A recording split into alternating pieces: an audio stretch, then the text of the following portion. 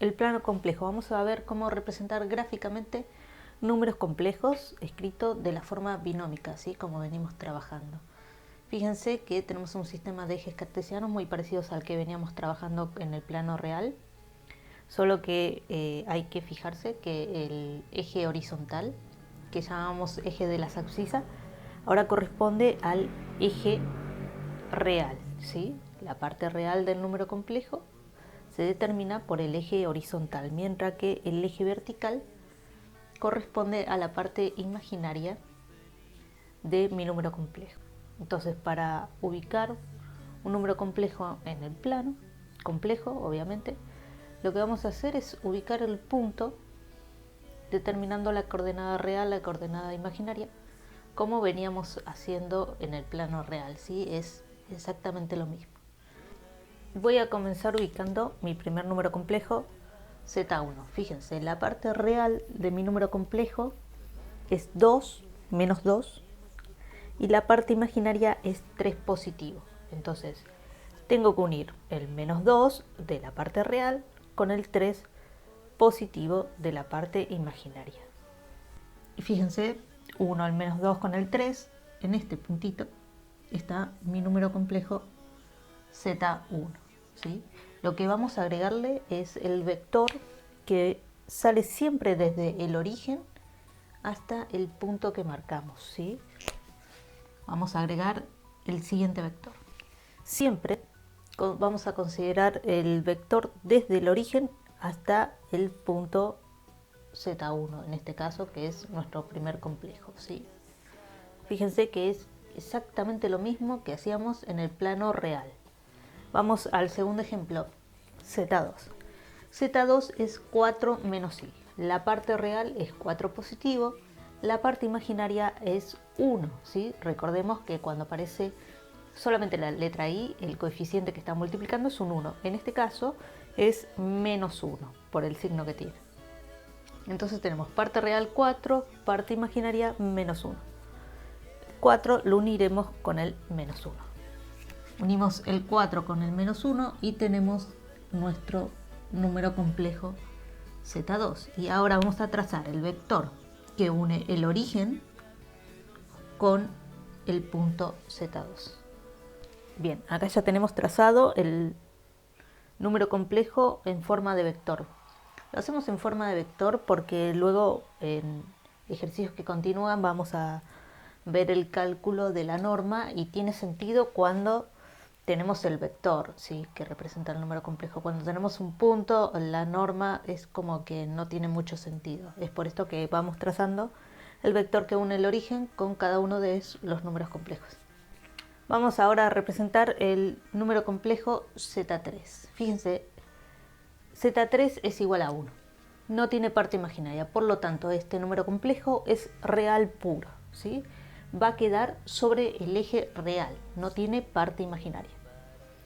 Sería 1 de la parte real y 0 de la parte imaginaria. Real puro queda sobre el eje de los reales, 1. ¿Sí? Este es Z3. El 1 con el 0, no voy a subir ni bajar porque es 0 la parte imaginaria. Entonces el vector que une el origen con el punto es este de acá, ¿sí? Ahí tenemos Z3 representado como vector. Vamos ahora a Z4. Por el contrario de Z3, Z4 es 2 por i, o sea que solamente tiene parte imaginaria. La parte real es 0. En este caso, el número complejo va a quedar representado sobre el eje imaginario, ¿sí? de la parte imaginaria, porque es imaginario puro. Entonces, en este caso, la parte real es 0, la parte imaginaria es 2 positivo. Entonces, en el eje de la parte imaginaria, en 2 positivo, tenemos a Z4. Y ahora, el vector que vamos a dibujar, que une con el origen, es este de acá. Queda sobre el eje vertical, ¿sí? Tenemos el vector que representa al complejo Z4. Z5 es 5 menos 4i. La parte real es 5, la parte imaginaria menos 4. Entonces vamos a unir el 5 con el menos 4, parte real, parte imaginaria. Ahí tenemos el 5 de la parte real, el menos 4 de la parte imaginaria, queda este puntito es Z5. Y vamos a dibujar el vector que representa a este número complejo. Ahí tenemos ya el vector que representa a Z5 desde el origen hasta el puntito, ¿sí?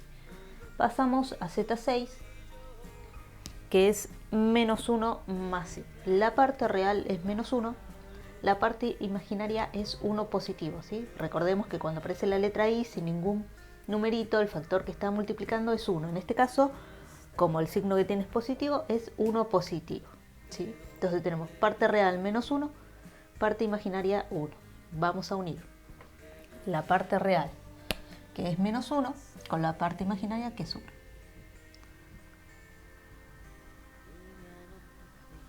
Tenemos ya la unión hecha y queda el complejo Z6. Trazamos ahora el vector que representa a mi número complejo. Ahí tenemos el vector que representa a mi número complejo. Pasamos a Z7, Z7 menos 3 por i. En este caso, al igual que Z4, tenemos un imaginario puro. La parte real es 0, la parte imaginaria menos 3. Entonces mi número complejo va a quedar representado sobre el eje de la parte imaginaria, el eje vertical.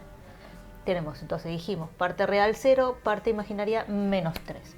En menos 3 va a quedar Z7.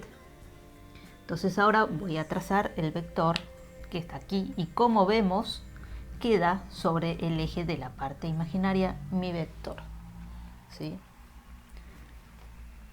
Último ejemplo, Z8 igual a menos 2 menos 4 por i. La parte real es menos 2, la parte imaginaria menos 4. Entonces voy a unir el menos 2 con el menos 4. Tengo menos 2 de la parte real, menos 4 de la parte imaginaria. Este es mi número complejo Z8. Por último, trazo el vector que une el origen con el punto y ya tenemos a estos números complejos que dimos representados en el plano complejo, ¿sí? La representación gráfica de estos números complejos. Entonces, si en las actividades aparecen un gráfico con los números complejos representados como vectores y les pide que escriban la forma binómica, lo único que tienen que hacer es determinar el valor real, la parte real del número complejo, la parte imaginaria del número complejo y escribirlo de esta forma, ¿sí? Dependiendo de cada uno de los signos.